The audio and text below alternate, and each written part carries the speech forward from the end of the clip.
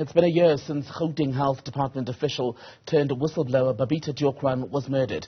She was shot dead outside her home in Johannesburg after she'd lifted the lid on allegations of multi-million rand irregular transactions in the department.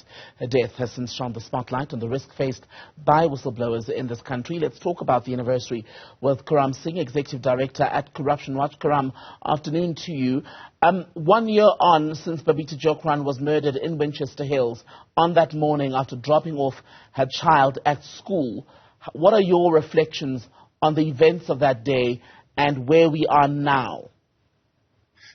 Yeah, thank you. Thanks so much for having me on the program. It's absolutely a tragic occurrence when, officials who are just doing their job, in some cases now they're going beyond the call of duty in terms of sharing information with law enforcement and others about wrongdoing, ultimately put their very existence on the line, their very personal safety on the line. And I think the reflection 1 year on is that despite a lot of talk about whistleblowers, about whistleblower protection, the fact that it was highlighted in the Zondo report, it comes out strongly as a recommendation, that in this short period of time, we haven't really made huge progress on the issue.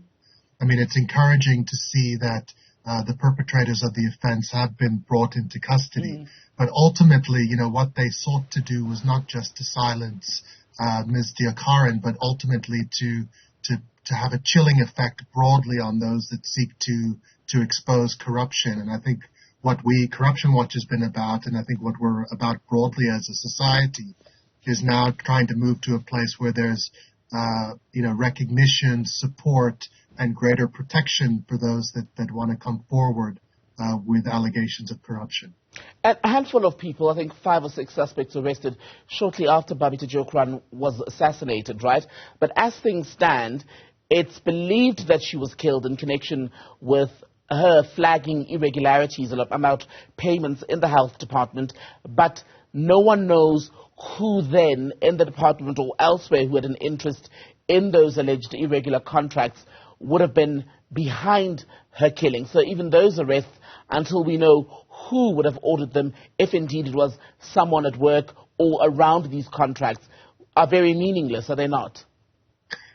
Yeah, I mean, the investigation has to unfold, and those who are ultimately implicated have to be brought to book. But I think the broader point to make is just the real vulnerability, within our current system that whistleblowers have. So when Ms. Deokaran made these disclosures, there wasn't an ongoing prosecution in place. She wasn't identified as a key strategic witness. So there wasn't a possibility of putting her in some kind of a witness protection program. So what we see now is a real gap in our law. Our law protects the disclosures, but it doesn't necessarily protect those that are making the disclosures unless there's an ongoing prosecution. So we need to really, create a system where even prior to prosecutions, people that are coming forth with valuable information are protected by the system from these kinds of attacks. So basically, relook, would I be right to say, how we categorize, I beg your pardon, who is and who's not high risk after these disclosures?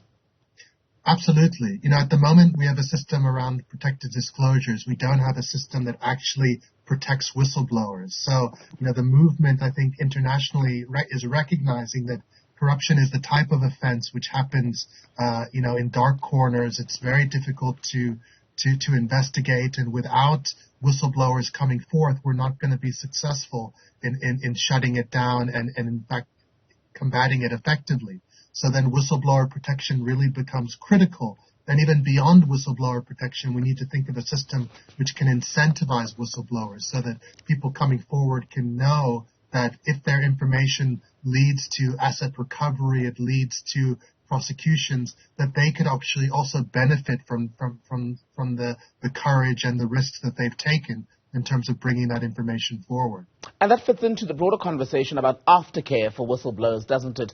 Often when people have lifted the lid on corruption, legit or alleged, they're unable to go back or remain in the same departments, the same organization, if this is private sector corruption, as we've seen in the allegations involving the likes of Bain & Co., for example.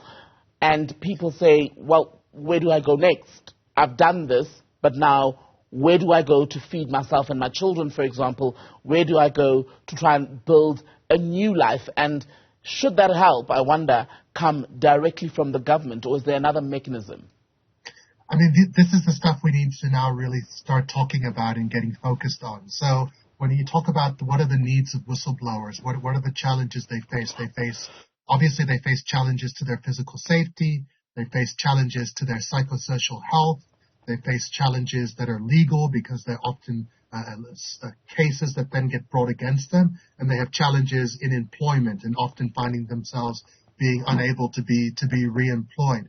So if we had a comprehensive whistleblower protection system, it would address all of those issues. If we had a focal nodal point where whistleblowers could go, say a anti-corruption agency or some kind of a whistleblower house, then in the assessment of the various needs of the whistleblowers, then those issues could be addressed, particularly, providing the psychosocial support and providing the financial support to deal with civil and criminal claims that go against them.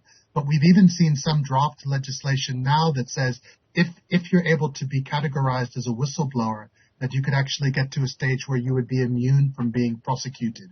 And that would help a lot in terms of some of the financial challenges. But we know, that there are these really courageous whistleblowers out there, people like Cynthia Stimple that have incredible skills, that were a great service to the public sector, that are unable to get reemployed in the public sector. And that's really a commitment that our leaders within the public sector must commit to say that we will reemploy skilled persons and that we won't blacklist them because of the contribution they've made in the fight against corruption. And the question that follows that often is it worth it? When you look at Athol Williams, who's now had to be a fugitive, well, not a fugitive, but exiled, self-imposed exile from his own country because he simply felt he was no longer safe in South Africa as a whistleblower.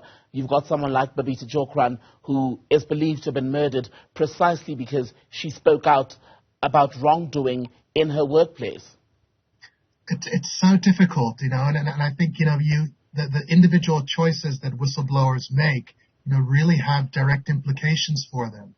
But, credit to somebody like Athol Williams, who then went with Lord Peter Hain to the Cabinet Office in the UK and were able to get banned from doing business in the UK. That's the type of bold type of initiatives that we need to see in the South African context. So all we can do, is to be part of that solution of providing whistleblowers that support and to try to move the dial to a stage where there is safety and there is support. At the moment, we don't have that, which makes it really, really difficult for individual whistleblowers when they have to weigh up the potential implications of coming forward. At the moment, it's a very chilling environment, and it's not a safe environment. We have to be honest about that. Karam Singh, good to speak to you, sir. Thank you very much for your time today.